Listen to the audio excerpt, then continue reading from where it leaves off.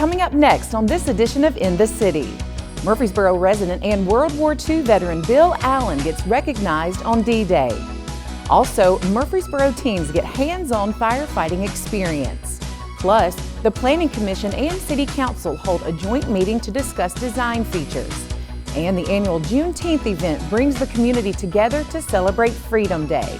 We'll tell you all about those stories and more coming up right now on this edition of In the City.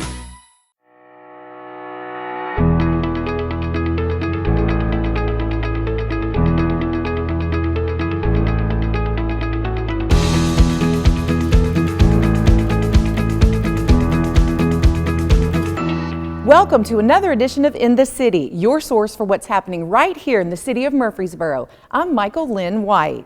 The Murfreesboro Exchange Club honors a local World War II military veteran for the 80th anniversary of D-Day. Murfreesboro resident Bill Allen is a World War II hero. His story sounds like a Hollywood script. He joined the Navy May 18, 1943, as a medic during World War II. On June 6, 1944, D-Day, the ship he was on, the LST-523, hit an underwater mine in the English Channel off the shore of Omaha Beach in Normandy, France, and blew his ship completely in half. There were 145 on board, 117 perished, and Bill was one of only 28 survivors. 6 years ago, on the 74th anniversary of D-Day, Bill told his story to the Murfreesboro Exchange Club as he reflected, why was his life spared? When it seemed to me that someone was needed worse than I was, fathers was killed. Sometime before dawn, 74 years ago tonight, I decided that luck hadn't carried me that far. It had to be a power far greater than luck. That was God.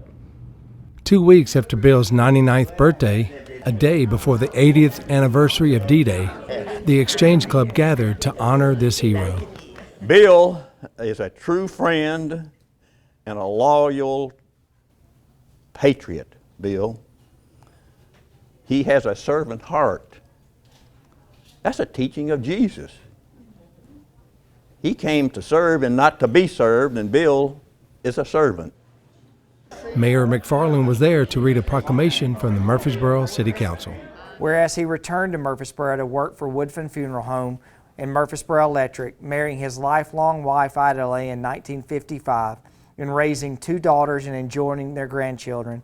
Whereas Bill Allen was born May 18, 1925 and recently celebrated his 99th birthday. Now therefore I, Shane McFarland, Mayor of the City of Murfreesboro, on behalf of the entire City Council, do hereby proclaim June 5th, 2024 as Bill Allen Day in the City of Murfreesboro and encourage all to recognize and honor Mr. Allen.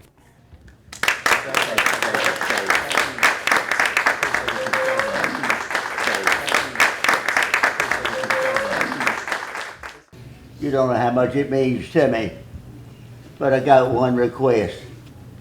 With all my appreciation, I hope and pray that somewhere you'll take a minute or two today or tomorrow to remember those that lost their lives. They won't be coming home to receive anything like this. They paid a dear price. Let's don't forget them. They're the heroes. I'm a survivor. Thank each one of you so much. If you want to hear Bill's complete, incredible story, go to YouTube and search Bill Allen, Sinking of the LST-523. Teens from 13 to 18 spend 3 days training like firefighters at the 3rd Annual Teen Fire Academy. The Murfreesboro Fire Rescue Department ignites young minds with its annual Teen Fire Academy, an initiative by the Fire Marshals Division aimed at providing teenagers with a first-hand look into the life of a firefighter while providing them with an engaging and educational experience. We're going to be running them through some basics next few days. turnout gear, which is always fun. You know, firefighters' first day, they're issued gear, so we're trying to make it as close to that experience as we can. So right now they're getting their turnout gear issued to them. We're going to learn how to put it on, take it off, and do that in a timely manner, because right when we get a call, firefighters have got to get there quick. This 3-day program, held at the Doug Young Training Facility, invites local teens into the world of fire rescue. Participants ages 13 to 17 are exposed to a variety of activities that not only highlight the physical and mental demands of firefighting, but also emphasize teamwork, leadership, and community service. This week they're going to be doing what we do. They're going to learn what we do in Murfreesboro Fire Department, and that why we think it's the best job in the world. We're going to be doing extrication training with them. They're going to get to do some search and rescue skills. We're doing fire extinguisher props. Throughout the academy, teens engage in a series of hands-on activities, including fire hose operation, search and rescue, and vehicle extrication. They also learn about fire safety, the importance of physical fitness, and the critical role of communication in emergency situations. The program is designed to be both challenging and enjoyable, making sure each participant walks away with a deeper appreciation for the work firefighters do. I really think it's important in general, just because we would be the first person to get there to help people. As they said, on their worst days, we're the people that are helping them. Kind of getting a feel for helping people at an early age is important, because then we can take that into the rest of our lives, and just helping people throughout our lives is important. This program is not only a fun experience for the teens, the seasoned firefighters get as much out of it, if not more, than the kids. I love it. I love this part of my job. I love my job. I love seeing them just have fun and learning and asking questions, and it honestly just makes my day. Throughout each year of the academy, one exercise seems to be the favorite, and it's also one of the most challenging. So what I liked the most really was the search and rescue. I love doing search and rescue. It's so fun. Just being in the environment that a real firefighter would be in, having to experience the things that they would, or close to. I really enjoy that. It gives me a sense of what I might be doing in the future. This is part of the mission of the Fire Marshal's Office, to promote fire safety throughout the community. The Fire Marshal's Office, our mission is education, engineering, and enforcement. So this is a part of that education piece is putting on academies like this, Teen Academy, the Citizens Fire Academy, and getting out in the community and sharing a message about fire risk reduction. So Murfreesboro Fire Rescue's Teen Fire Academy not only educates and entertains, but also strengthens the bond between the fire department and the community it serves. By opening its doors to the city's youth, MFRD hopes to inspire and possibly recruit future firefighters. More and more developers are coming to the downtown area in the City Core Overlay District to reshape the area. The Murfreesboro Planning Commission and City Council held a joint meeting to get council feedback on development design features in the downtown City Core Overlay.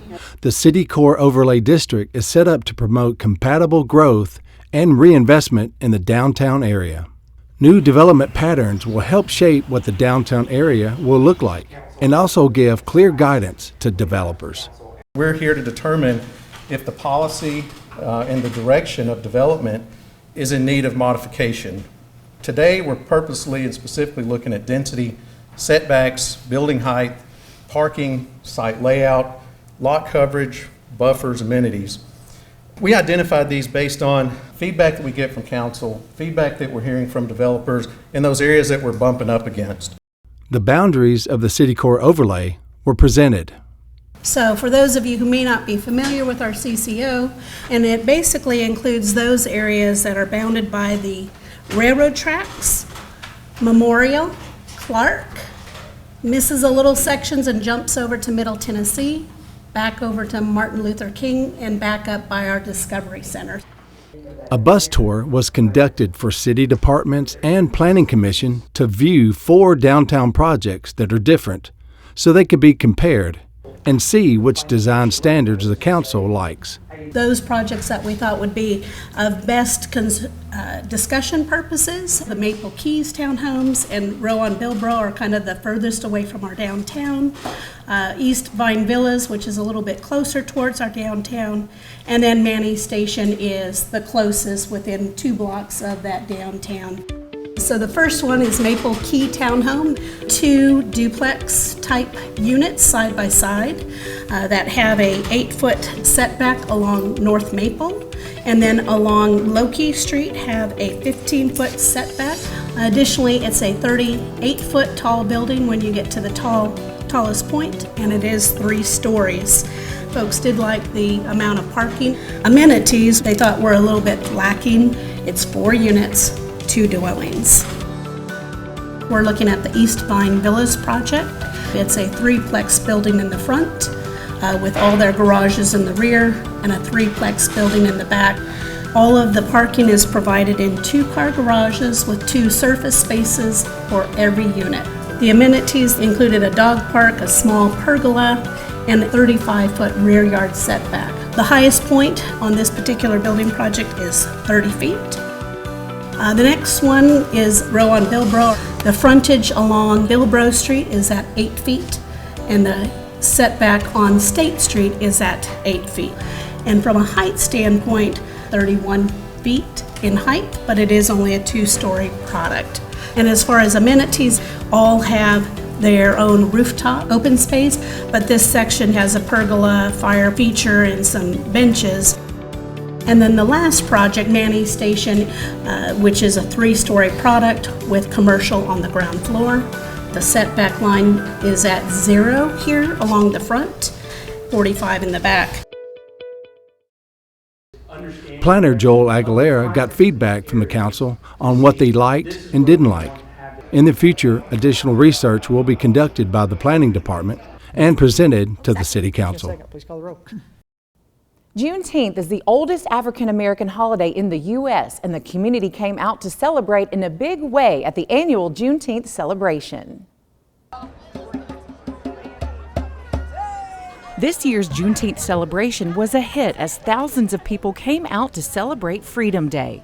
I think it's important because America is a melting pot. It's not all based on just one race, one religion. We can all come together, respect, understand that history is vast. Juneteenth, short for June 19th, celebrates the day Union soldiers came to Galveston, Texas, enforcing the Emancipation Proclamation, 2.5 years after the historic document was signed.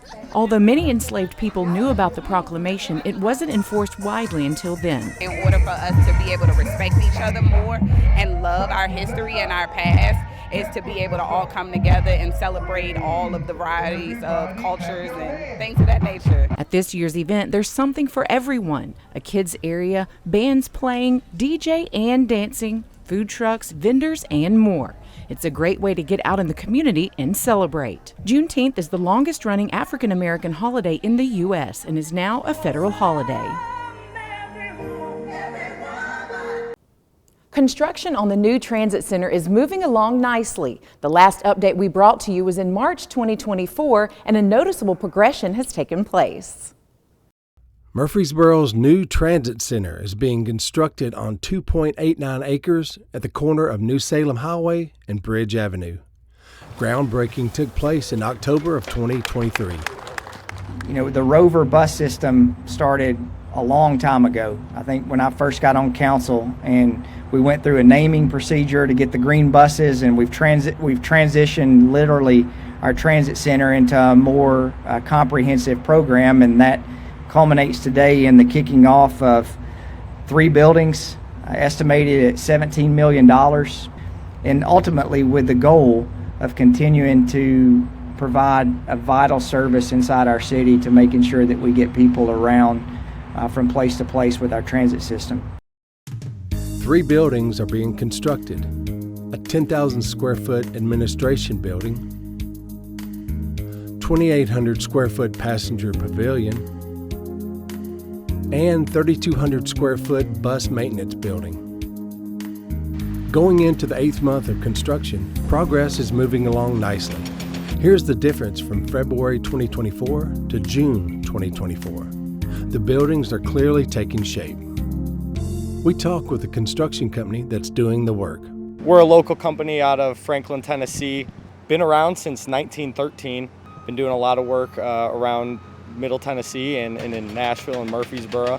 Currently at the Murfreesboro Transit Center. There's actually 3 buildings on site for the Murfreesboro Transit Center. It'll be the bus maintenance building, which is way in the distance out back. That'll be where City of Murfreesboro maintains all their buses, washes them. The center building will be the Transit Pavilion. It's a transit pavilion. They'll be selling bus tickets, and obviously all the buildings around it will be all the bus stops. Right along New Salem Highway will be the admin building for the City of Murfreesboro. That's where the transit staff will work. We have steel going up. We have framing going up in our admin building, roofs going on, so trying to enclose our buildings. It's been great working with the City of Murfreesboro and our architect HDR.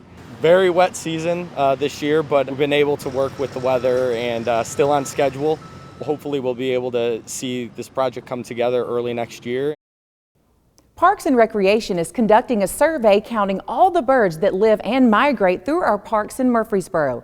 The results of this survey indicate how healthy the natural habitat is and has revealed some surprising results. For the past few years, Murfreesboro Natural Resources has been counting the number of birds that are found in our parks. We've been doing some bird surveys. We've been working with a professional ornithologist who knows all there is to know about birds, and we've been working with her over the past few years to get a good baseline data model for our natural areas in our parks. And so we've utilized these bird surveys, which we're in the middle of, we're still working on them, to better understand our natural areas, and it's going to help us develop more comprehensive and more informed management strategies for these areas. The survey is quite extensive and covers all seasons throughout the year. The model that we're using is kind of point counts. So the ornithologist has their walk path, and she will stop every 5 minutes or so and do a count and capture what species are there. And so doing this twice a month for each natural area, we've been able to develop a pretty comprehensive list of the birds that are coming through. And we do each area for a full year. So we capture all season variety. We capture our year-round residents, we capture our summer breeders, our migratory birds. So we're able to capture that full season. Several of our parks have already been surveyed, and the results have revealed some surprising bird residents. Some of the cool birds that we've seen coming through here at Murphy Spring, so many unique birds come through there. The yellow-crowned night heron comes through there. We've got green herons come through there. They are losing their population about a rate of 50% since 1966. We've lost quite a few of those. So to have them at Murphy Spring is pretty good. Gateway Island, we completed that survey last year. There are some cool species there because of its kind of open, grassy type nature. And we've seen the scissor-tailed flycatcher there, which is a really cool bird. It is unusual for it to be in Tennessee because we are outside of its natural range. So it's a cool thing to see there. So at the North Greenway, we just wrapped that one up. That is a very special area. We are seeing a lot of large birds of prey up there. Great horned owls, red-shouldered hawks, bald eagles. So when you have top predators that are able to be in a space together like that, that just tells us that habitat is in good shape. Bird watching is becoming more and more popular, and there are several ways you can get involved in helping to count birds in our area. There are ways people can get involved. We have a nest box program at Barfield right now, and we've been doing that for about 4 years. So we've got 4 years of steady data on cavity nesting bird trends at Barfield Crescent Park. And so what we do is we just go around during the breeding season, basically from March to, can go all the way to August. And we're going around to each box and counting them on a regular basis, on a consistent basis, and capturing nesting habits, number of eggs laid, number of babies fledged, and just adult activity around those nest boxes. As far as counting birds, anybody can contribute to that. You can use eBird, which is a widely used app that people use. You can count birds in your backyard. There's the Great Backyard Bird Count that Cornell puts on, a national study that is trying to track population trends. So having these surveys helps us understand better, again, what's going on in our environment and how we can make improvements. And that's only going to make our environment better, healthier, and in turn only going to make us better and healthier. Major League Soccer came to Richard Siegel Soccer Complex to host its largest youth tournament of the year.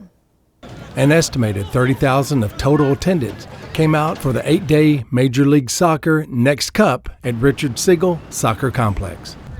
This youth tournament included over 15,000 players ages 13 through 19 with over 600 teams from all over the country. At the end of the day, our league is made up of these future players and these future stars. And these players are a huge reason why Major League Soccer is so successful and why our league is progressing forward at such a high rate. The players that are playing here today, they're going to be stepping on the field in Major League Soccer, and it's going to be happening very quickly. And that's what's so impressive. And it's not just the level that MLS and what is brought there, but it's also the ability for these players to grow on and off the field as people and as athletes as well. This was the biggest soccer tournament that Murfreesboro Parks and Recreation has ever hosted, as Murfreesboro is a destination for youth soccer.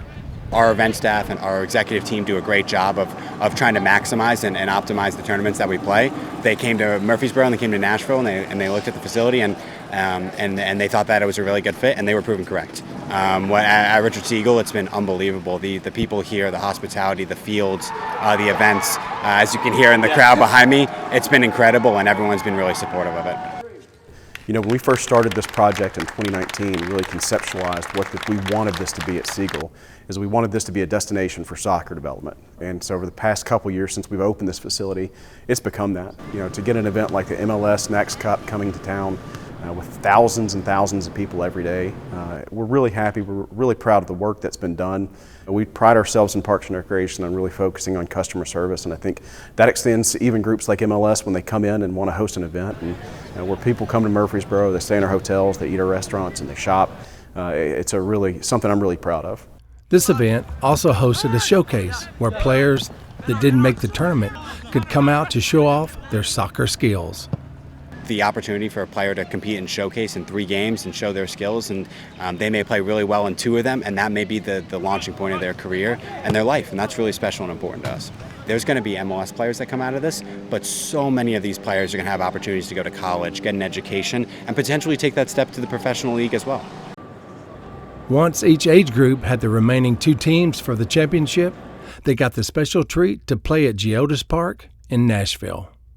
This was a really great opportunity for us. One of the reasons why we came to Nashville and Murfreesboro in the Tennessee area. It's really going to be a special moment for these players as they step onto an MLS pitch, many of them for the first time, and they get to compete for a championship.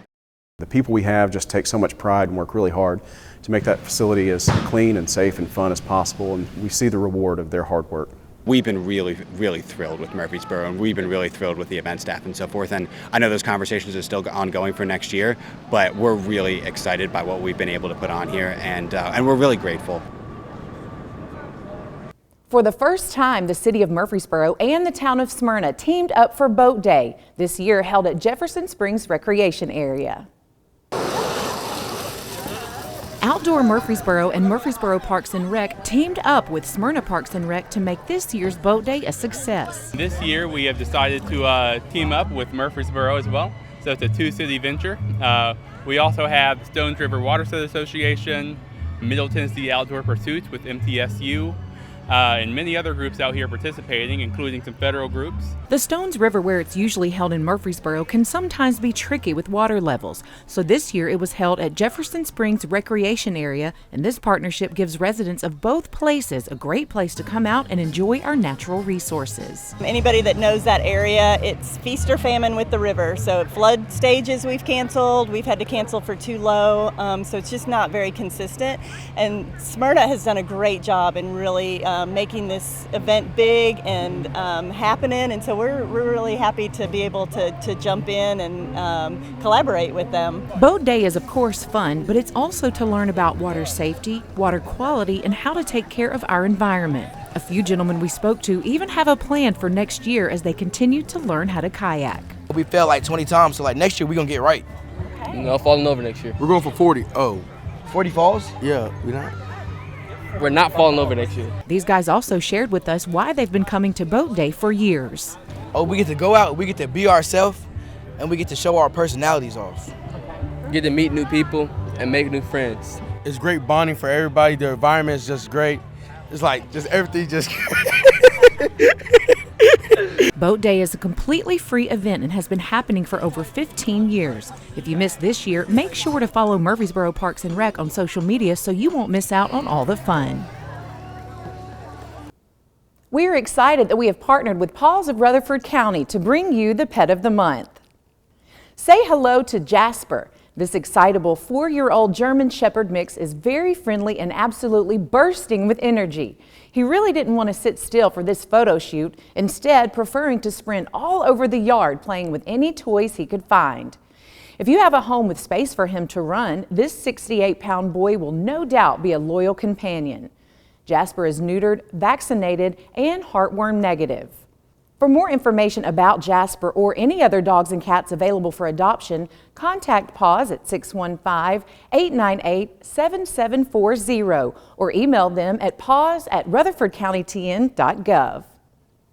The 45th Annual Telly Awards, the premier awards honoring video and television across all screens, has yet again recognized CityTV, Murfreesboro's government television station, with 2 Telly Awards. Multimedia producer John Pageant earned a silver 2024 Telly for producing the Greenways, Blueways, and Bikeways interactive map PSA. Multimedia producer Michael Nevels earned a bronze 2024 Telly for producing Outdoor Murfreesboro, a promotion that I was lucky enough to be a part of as well. So join me in congratulating our talented staff here at CityTV. Vice Mayor Bill Shacklett recognized Parks and Recreation Department employee Tyrell Spivey and Matthew Miles as stars during the June 20th City Council meeting. Spivey and Miles led a team of co-workers to clean up and reopen the Greenway following a flooding event. STARS stands for Succeeding Through Attitudes Reflecting Service Excellence. It rewards employees who go beyond their normal job duties in providing outstanding customer service to internal and external customers. Congratulations to Matthew Miles and Tyrell Spivey for being named stars. Well, that's it for this edition of In the City. As always, for more information about the City of Murfreesboro or any of the stories you've seen here, you can always visit our website at www.murfreesborotn.gov. And if you want to see any of the stories that you've seen today or catch up on some of the latest city news, you can always visit the City of Murfreesboro's YouTube channel. Before we leave, check out the first splash out of the year as kids cool off under the spray of a Murfreesboro Fire Rescue fire truck. This was the largest crowd ever at Splash Out with over 300 people. Make sure to check out murfreesboroparks.com for upcoming splash out dates. I'm Michael Linn White, and we look forward to seeing you in the city.